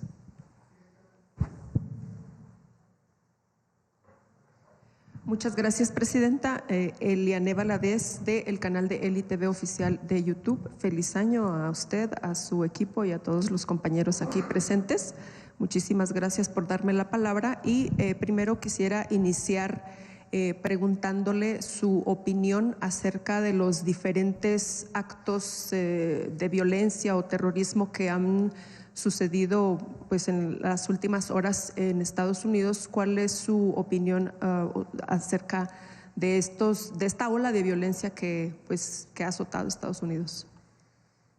Pues primero los condenamos y siempre nuestra solidaridad a las víctimas, a los familiares de las víctimas. Por cierto, hay 2 mexicanos en Nueva Orleans que estaban de visita. Ya está el consulado atendiendo, cercanos y todo lo que necesiten. Y hay que esperar también a que den más información para saber si estuvieron vinculados o no los 2 episodios. Y siempre son condenables cualquiera de estos actos de violencia irracional. Muchas gracias. También continuando con un poquito acerca de la economía, le quería preguntar, pues, con la famosa cuesta de enero, su mensaje acerca de esto. Y pues hemos visto en muchas de las portadas mensajes no positivos o negativos acerca de la economía de México, y una de esas pues es que se van a ir las inversiones, que no hay las inversiones que se esperaban o que se prevé incluso en este sexenio la peor creación de empleo. ¿Qué mensaje tiene para los mexicanos que ven o que son invadidos especialmente por estas portadas tan negativas a este inicio de año, y que pues cuando uno camina en la calle pues no ve esa falta de empleo, no ve esa economía que se está movilizando? Muchas gracias. Sí, hay esta idea de que en el pasado, antes del 2018, de diciembre del 2018, que el Estado no tendría por qué participar en la planeación económica o incluso en sectores de la economía. Es una de los fundamentos del modelo neoliberal. Y entonces era esperar a ver el mercado qué decía, qué hacía el mercado. Lo único que había que hacer era cada vez desregular más para que el mercado hiciera su propio trabajo. Esa es la tesis todavía de muchos, pero cada vez menos, la verdad, porque pues fue un fracaso ese modelo. Entonces, ¿qué estamos haciendo nosotros? Primero, la inversión pública. Y la inversión pública tiene que ver también con los programas y los derechos sociales, porque no consideramos el apoyo a las mujeres como un gasto, sino es una inversión que además distribuye recursos, y esa distribución de recursos pues genera mercado, y al generar mercado pues evidentemente genera mayor producción.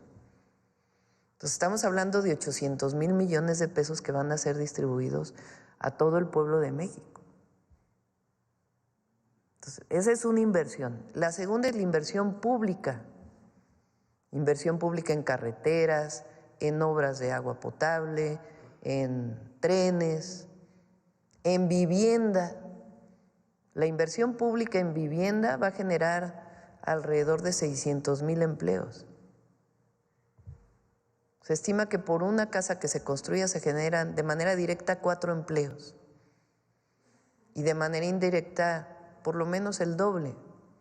Entonces la inversión en vivienda este año, ya estamos en 2025, este año, pues va a generar empleos muy importantes. Entonces hay una participación, hay una decisión de participar en inversión pública. Además va a haber inversión en generación eléctrica, va a haber inversión en Pemex, y además estamos planteando diversas formas de inversión mixta junto con la iniciativa privada. Y además el Plan México, que da incentivos y orienta la inversión privada vinculada con estas obras de infraestructura para poder potenciar la relocalización de las empresas, que por más proteccionismo que vaya a venir por parte del gobierno de Estados Unidos con la administración Trump, de todas maneras requieren de México. Y además nosotros vamos a seguir convenciendo y trabajando para el reconocimiento del tratado comercial. Pero de todas maneras, el vínculo económico es muy importante entre México y Estados Unidos. Y nosotros estamos haciendo un programa de sustitución de importaciones, particularmente de Asia, para que en México se produzca lo que hoy importamos. Entonces, eso nos hace ser muy optimistas en lo que va a ocurrir en México este año. Y además porque los mexicanos y mexicanas somos de primera. No hay pueblo más trabajador que el pueblo de México. Entonces nos va a ir bien. La visión esta de que no va a crecer la economía, de que pues es esta visión pesimista que piensa exclusivamente en lo que los mercados van a definir respecto a México. Y la verdad que hay una muy buena opinión de México en todo el mundo, en todo el mundo. Vean la alegría a mí que me dio de ver lleno Acapulco. Ya lo vamos a presentar, el nivel de ocupación hotelera de Acapulco, mucha solidaridad con Acapulco, la verdad, es muy bueno. Redes del tren, a ver si las encuentran. Gracias, buenos días, Presidenta. Alberto Marroquín Espinosa, de JF Informa desde Cancún, frecuenciacat.com y esahora.am desde Querétaro. Presidenta, ahorita que habla del presupuesto, de todo lo que se va a hacer este año, estaba recordando lo que dijo Vicente Fox cuando él era presidente electo, cuando él comentaba que ya manifestaba su sumisión incluso a los gobiernos priistas y anticipaba el fracaso de su gobierno antes de iniciar. Comentaba que había un presupuesto raquítico, que no era fácil de hacer mucho con tan poco recurso, que había una carga acumulada de pensiones y jubilaciones, sueldos y salarios de la burocracia, pago de intereses de la deuda, todo eso comentaba, ¿no? ¿Quién decía eso? Fox. ¿Cuándo? Cuando era presidente electo, todavía ni era presidente constitucional, y ya estaba diciendo que pues no iba a poder hacer nada, ¿no? De hecho, eso lo sacó el presidente Andrés Manuel López Obrador el año pasado, el 27 de marzo. O sea, aquí sacó el video de Fox hablando al respecto. Y Fox y Calderón los mayores ingresos de excedentes petroleros de la historia. 2003, México llegó a producir 3.4 millones de barriles de petróleo, que por cierto se acabaron Cantarell, producto de esa sobreexplotación. El barril de petróleo estaba sobre $90 el barril, llegó a estar a $100 el barril con Calderón. Es decir, excedentes petroleros de hasta 400,000 millones. Bueno, voy a revisar bien el dato, pero excedentes petroleros históricos. Y repito de nuevo, ¿qué obra recuerda de Fox? No ¿Qué obra recuerdan de Calderón? Bueno, es sí, media barra de la refinería. ¿En qué se gastaron ese recurso? O sea, porque eran momentos de mucho ingreso para el país. Efectivamente. Por eso era recordar lo que él decía, el presidente, bueno, era presidente electo todavía. No, y luego aparte la traición a la democracia. O sea, llegó con con la idea, pues el pueblo de México votó por Fox pensando que iba a haber un cambio. Y supuestamente llegó la transición a la democracia y por primera vez no ganó el partido de Estado y luego desafuero contra el presidente López Obrador. Y luego fraude electoral en el 2006, la traición a la democracia. Efectivamente. Bueno, Presidenta, y en materia de seguridad, ahora que comentaba el año pasado, el 30 de diciembre, sobre que va a haber esta reunión histórica con los presidentes municipales y gobernadores del país, hay un tema también que sería importante de tocar, el tema de la seguridad de las policías municipales, porque de acuerdo a estándares internacionales, las policías municipales en su gran mayoría no tienen el número de policías que deberían de tener en materia de seguridad. Entonces eso como que hace también que la Guardia Nacional se tenga que desviar un poquito o atenderlos o reforzarlos a veces a los municipios.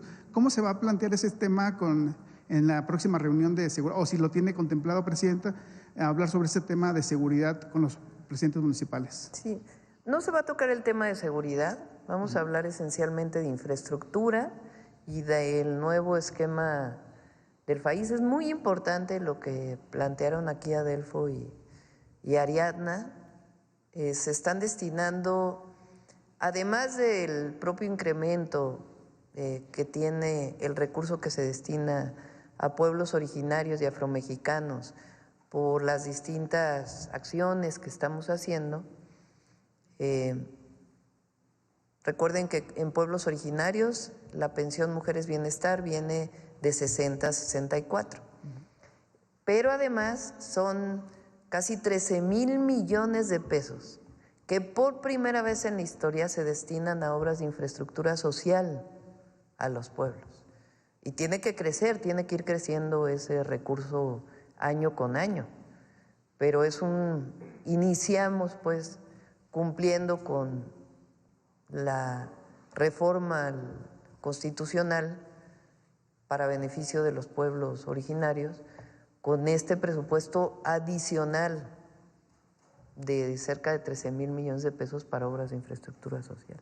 Lo comentaba también porque ahorita que hablaban del tema del fentanilo, a veces hay un sector muy vulnerable que son las escuelas secundarias y preparatorias en el país, que alrededor de las escuelas normalmente los captan, a veces es la forma como que inician los jóvenes en este tema de drogadicción, del alcoholismo. Digo, sabemos que fentanilo pues todavía no está llegando a esos lugares, ¿no? Pero es como que atender las causas desde ahí, ¿no? Desde las escuelas, porque es donde a los alrededores es lo que hemos observado, sobre todo yo en Querétaro, que vivo, he observado ese tipo de situaciones que ahí donde inician, ¿no? Cómo atender y cómo lograr inhibir esa parte, ¿no, Presidenta?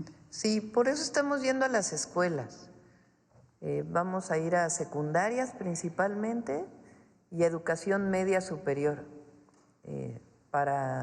además de la campaña de aire, se llama, que va a ir en la televisión, en las redes sociales, y las guías que se presentan a maestros, maestras, a padres de familia y a las y los niños y jóvenes, para evitar que se acerquen a las drogas, a cualquiera de estas, pero en particular al fentanilo, porque en general no hay retorno una vez que se consume esta droga es tan adictiva que no tiene retorno y son falsas salidas para los jóvenes. Entonces, lo vamos a hacer principalmente en escuelas. Muchas gracias, presidenta. Gracias. A ver, vamos, ya son 9:05, vamos a ver atrás a Basta y luego aquí y ya terminamos. Gracias. Muy buenos días a todos y a todas. Juan Hernández de Diario Basta, del Grupo Cantón. Mi inquietud precisamente, yo antes fui reportero de salud y una de las cosas que, aquí está haciendo ruido y que, hay que dejar en claro, precisamente cuando se habla de la elaboración del fentanilo, estaba yo viendo el reportaje, analizando el lugar. Es un lugar cerrado, es un lugar que supuestamente está en el centro de Culiacán. Y también voy a retomar lo que hace unos meses el expresidente Andrés Manuel López Obrador y el exsecretario de la Marina nos hacían una exposición precisamente de lo que era la elaboración de fentanilo. Se tiene que hacer en lugares abiertos precisamente por el grado de toxicidad de las sustancias que se están manejando. No solamente de toxicidad, sino también de volatilidad. En este caso están hablando, nada más uno de los componentes que es la acetona, que es también inflamable y explosivo. ¿Por qué hago toda esta alusión? Precisamente de todo lo que se ha venido manejando en esta nota periodística.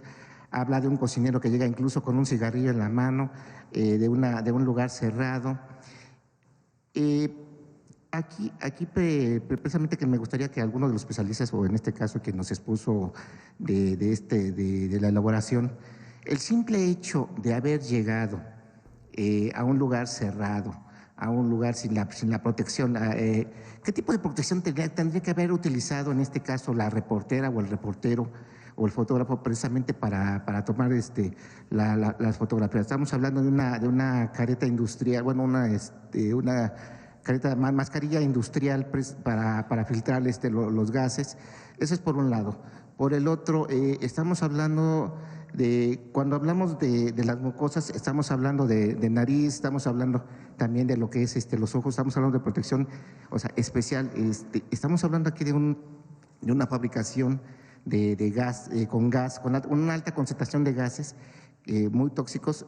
Hablábamos incluso de la piel, realmente es tomar a la ligera un tema muy delicado como es la elaboración de una droga potente. Y estamos hablando también de un lugar, estamos hablando de la mitad de la ciudad, sí nos podrían especificar de manera científica y de salud, ¿por qué no podría elaborarse fentanilo pues en una zona tan cerrada, en una zona muy habitada? Y retomando lo que nos decía en el anterior reportaje del expresidente López Obrador, todos los laboratorios que han sido desmantelados de grandes cantidades de fentanilo han sido en lugares de sierra y han sido lugares abiertos. Independientemente. Pero son laboratorios de metanfetamina. Pero no, también de fentanilo, de los que supuestamente lo que nos hacían la exposición de por qué no. Que también es una droga muy dañina. ¿Por qué definitivamente no podría hacerse el fentanilo como lo están mencionando aquí? Incluso por el contacto en la piel, ya sería eso, nos decía el secretario de Marina, sería mortal el hecho de untárselo en la piel. Sí, sería todo. Muchas gracias. Sí, con mucho gusto. Para la producción de fentanilo se requiere producir un precursor químico denominado 4-ANPP. Este precursor químico se elabora mediante un proceso complejo de síntesis química que emite vapores, y esos vapores resultan ser tóxicos para el operador. Es por eso que es imprescindible que el operador tenga un equipo de protección personal profesional. Ese equipo de protección personal incluye máscara y un sistema de ventilación que evita la entrada de los vapores en el contacto no solamente con la vía respiratoria, sino con las mucosas.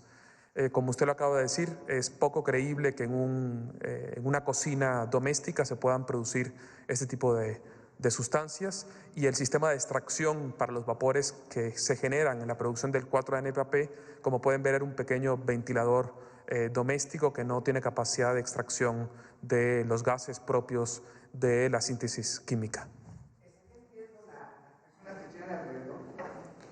Sí, claro. o sea, todo el mundo que esté alrededor de la producción de un vapor tóxico está en riesgo y no existe tampoco fisiológicamente hablando un proceso adaptativo de tolerancia, técnicamente se llama de taquifilaxia, a la exposición de un vapor tóxico. La última. Muy buenos días, señora presidenta. Pues primeramente feliz año y feliz año a todos los asistentes. Janet Galindo, de Grupo Transmedia La Chispa. Señora presidenta, quisiera preguntarle primero cuál sería el mensaje que usted enviaría hacia los opositores que, bueno, iniciamos el año y se encontraron con que no hubo ningún aumento en las gasolinas, que era lo que ellos estaban previendo para este inicio de año. Mañana vamos a hablar de las gasolinas, vamos a presentarlo.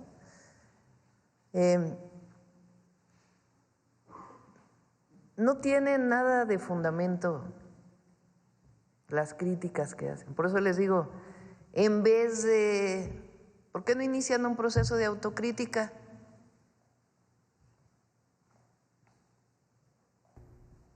Porque ahí la llevan pues con la dirección de un partido, ya no voy a dar nombres, la dirección del otro, el nuevo partido que quieren formar, con el Junior a la cabeza y otros ahí, ya no voy a andar diciendo nombres. ¿Por qué no hacen un proceso de autocrítica? ¿Por qué el pueblo de México no vota por ellos? En vez de inventar, y además tienen mucho odio. Es año nuevo. Bueno, y precisamente hablando de mensajes, hablando de año nuevo, ¿hay algún mensaje? Usted obviamente dio su mensaje de año nuevo, pero ¿hay algún mensaje especial hacia el pueblo de México? Y si enviaría también un mensaje que esperaría hacia el pueblo o hacia los reyes para el día que se aproxima, Día de Reyes Magos. Gracias. Va a ser un buen año, sobre todo porque el pueblo unido jamás será vencido. Ya, terminamos hoy, para mañana. ¿Para qué? Para los inversionistas. Que pueden invertir en México, que hay certeza jurídica, certeza de todo tipo y además un pueblo trabajador. ¿Qué pedimos? Que generen bienestar, porque no es como en el pasado, que es nada más inversión extranjera directa, inversión nacional, sino lo que queremos es el bienestar del pueblo de México. Y ese, entre todas y todos, lo vamos a lograr. Ahora sí, mujeres en la historia. Ahí está. Pero hay unas donde se ve el tren, a ver si...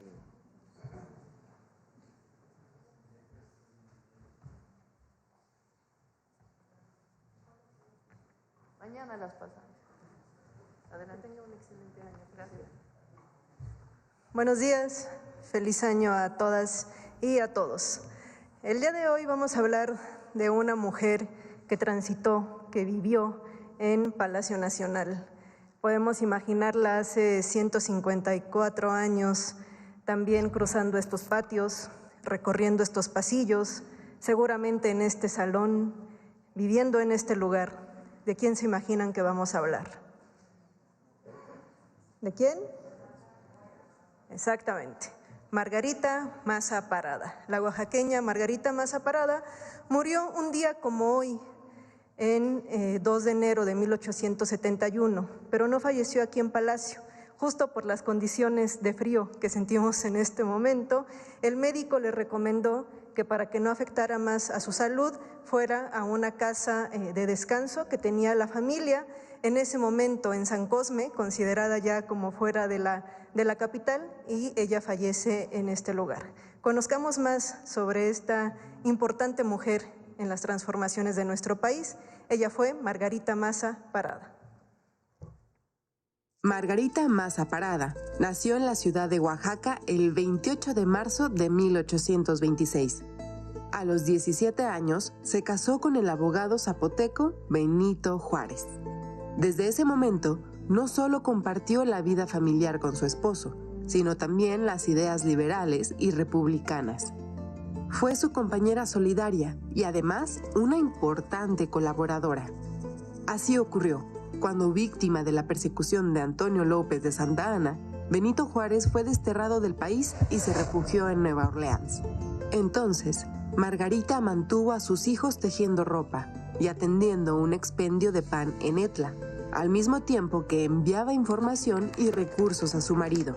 Cuando Benito Juárez, que entonces fungía como el primer presidente de la Suprema Corte de Justicia electo por voto popular, asumió la titularidad de la presidencia de la República, Margarita tuvo que cruzar la sierra de Oaxaca en medio de la Guerra de Reforma para reunirse con él en el puerto de Veracruz. La intervención francesa y el establecimiento del Segundo Imperio impusieron nuevos desafíos a la familia Juárez Maza. Margarita se puso al frente de un comité encargado de conseguir los suministros necesarios para los hospitales de sangre del Ejército de Oriente, con el apoyo de otras mujeres. Más tarde, acompañando a don Benito en el inicio de su peregrinación por el norte, Margarita tuvo que separarse de él y buscar asilo con sus hijos en Estados Unidos. Ahí mantuvo una intensa correspondencia con su esposo y trabajó para generar apoyo de la opinión pública, logrando una importante conquista diplomática en favor de la causa de Juárez y de la República. Mi estimado Juárez, mañana es el día terrible en que cumpliré 40 años y tendría mucho gusto en pasarlo a tu lado, pero no es posible y no hay más que conformarse como se conforma con la muerte porque no hay otro remedio. Antes de anoche me llevó Romero a la recepción del presidente y, como verás, en el Herald dicen que estuve yo elegantemente vestida y con muchos brillantes. Eso no es cierto. Toda mi elegancia consistió en un vestido que me compraste en Monterrey poco antes de salir. Te digo todo esto porque no vayan a decir, estando tú en El Paso, con tantas miserias, yo esté aquí gastando lujo. Al triunfo de la República sobre el Imperio, el ministro norteamericano William H. Seward ofreció a la familia del presidente Juárez un buque de guerra para su regreso a México. Doña Margarita, con sencillez, intentó en vano rechazar la oferta. Finalmente, la prensa veracruzana dio la noticia del arribo de Margarita y sus hijos al puerto de Veracruz. En su camino hacia la Ciudad de México, fue homenajeada en ciudades y poblaciones. Los cronistas de la época afirman que la presencia de la esposa del presidente era un símbolo de victoria. Margarita Maza murió en la Ciudad de México el 2 de enero de 1871, a los 45 años. Durante el cortejo fúnebre, una multitud abarrotó las calles para despedirla. Miembros del gabinete presidencial, magistrados de la Suprema Corte, obreros, artesanos, niños de varias escuelas. Margarita Maza y Benito Juárez enfrentaron juntos algunos de los pasajes más determinantes de la historia del país: el surgimiento de la República y su gobierno, la consolidación de México como un Estado moderno, laico y soberano.